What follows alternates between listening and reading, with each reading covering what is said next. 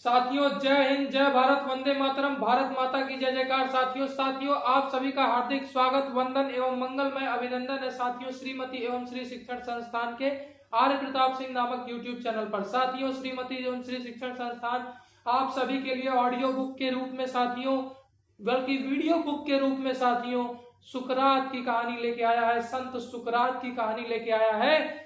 सेवा और सहिष्णुता के आदर्श संत सुकरात की कहानी, जिस भाग 2 में आप शामिल हो रहे हैं साथियों। भाग 1 अपलोड किया जा चुका है साथियों, भाग 2 में आप शामिल होने जा रहे हैं। तो संत सुकरात की कहानी को लेकर चलते हैं आगे और पढ़ते हैं, जानते हैं, सुनते हैं कि संत सुकरात ने की फिलॉसफी को आज किस प्रकार, आज के वर्तमान परिवेश में हम किस प्रकार संत सुकरात के सिद्धांतों को, संत सुकरात की फिलॉसफी को किस रूप में और किस लहजे में अपना सकते हैं। आइए चलते हैं, बढ़ते हैं, मिलते हैं संत सुकरात जी की कहानी से। इसलिए जब सुकरात जन्म ईसा से इतने वर्ष पूर्व के अभियोगकर्ताओं ने नागरिकों को संबोधित करके यह कहा कि आप लोग सावधान रहें और सुकरात के भाषण जाल में न फंस जाएं, तो सुकरात ने उत्तर दिया कि एथेंस का प्रत्येक नागरिक जानता है कि मुझ में चाहे कोई दोष हो पर मैं असत्य भाषी तो कदापि नहीं हूं। तो साथियों संत सुकरात ने अपने सत्य को हुंकार भर के कहा था साथियों कि तुम जो भी कह लो, जो कुछ भी मेरी बदनामी करा लो, चाहे मेरी कितनी भी तुम किरकिरी करा लो, लेकिन एथेंस वासी ये तो जानते ही हैं कि सुकरात कभी झूठ नहीं बोलता साथियों। हाँ, यदि उनका आशय यह है कि मेरा सत्य भाषण लोगों को आकर्षित कर लेता है और उसी को वे जाल समझते हैं, तो मैं इस आरोप को स्वीकार कर लूंगा। अनेक बुद्धिमान कहलाने वाले कहते हैं कि सुकरात आकाश के विषय में वितर्क करता है, पाताल की पड़ताल करता है और कुत्सित बात को समुचित सिद्ध कर देता है। उनका संकेत इन बातों से यह है कि मैं देवताओं पर आस्था नहीं रखता, पर मैं इस बात में किंचित भी सत्यांश नहीं, मैं कोई वैज्ञानिक नहीं हूं और एक ऐसे विषय में काल्पनिक बातें कदापि नहीं करता जिसकी मुझे कोई जानकारी नहीं। फिर भी अभियोग करता लोग और उनके सहकारी मुझे प्रज्ञावान बुद्धिशाली कहते हैं, तो इसका कोई कारण अवश्य होगा। मेरा तो अनुमान है कि मेरे एक मित्र काइरोफोन ने डेल्फाई मंदिर के देवता से पूछा था कि क्या सुकरात से बढ़कर बुद्धिमान अन्य कोई व्यक्ति है या नहीं। इस बात पर देवता ने देववाणी की और मंदिर की पुजारी ने उसका जो आशय बतलाया वह यही था कि देवता ने मुझे प्रज्ञावान बताया। जब मैंने यह सुना तो बड़ा आश्चर्यचकित हुआ कि मैं तो अपने को अच्छी तरह जानता हूं कि मेरे अंदर कितनी प्रकार की प्रज्ञा नहीं है, किसी प्रकार की प्रज्ञा नहीं है। कहा मैं तो अपने को अच्छी तरह जानता हूं कि मेरे अंदर किसी प्रकार की प्रज्ञा नहीं है।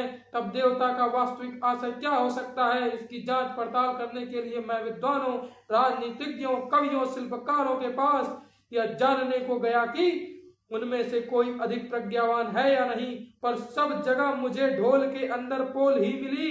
ये लोग अपने को प्रज्ञावान अवश्य थे, पर दरअसल अपने पेशे की कुछ बातों को छोड़कर संसार का उनको कुछ भी ज्ञान न था।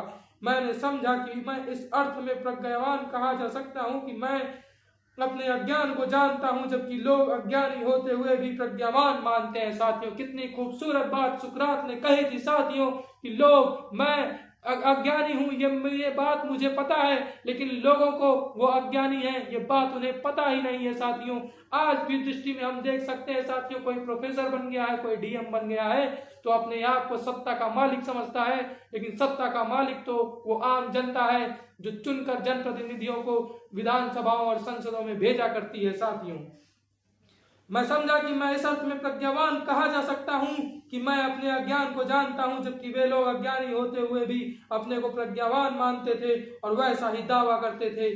जब मैंने उनकी इस झूठी प्रज्ञा का भंडाफोड़ कर दिया तो सब मेरे शत्रु बन गए और उसी का परिणाम है कि आज मेरे ऊपर इस प्रकार का आरोप लगाया गया है। इतना कहकर सुकरात ने बतलाया कि सत्य तो यह है कि केवल भगवान ही प्रज्ञावान है। सुकरात ने क्या कहा साथियों कि केवल भगवान ही प्रज्ञावान है। कोई इंसान अपने आप को प्रज्ञावान कैसे कह सकता है जब संसार में इतनी सारी पुस्तकें हैं। क्या हर पुस्तक का ज्ञान हर व्यक्ति को है? ऐसा संभव नहीं है साथियों। तो कैसे कोई अपने आप को विद्वान और प्रज्ञावान कह सकता है? प्रज्ञावान और विद्वान तो मात्र ईश्वर है साथियों। वे ही मेरे तथा अन्य प्रसिद्ध व्यक्तियों के बीच इस तरह की परीक्षा उपस्थित करके यह दिखलाना चाहते हैं कि मनुष्य की प्रज्ञा अत्यल्प तथा नाम मात्र की है। भगवान ही मेरे नाम को निमित्त बनाकर एक दृष्टांत दे रहे हैं।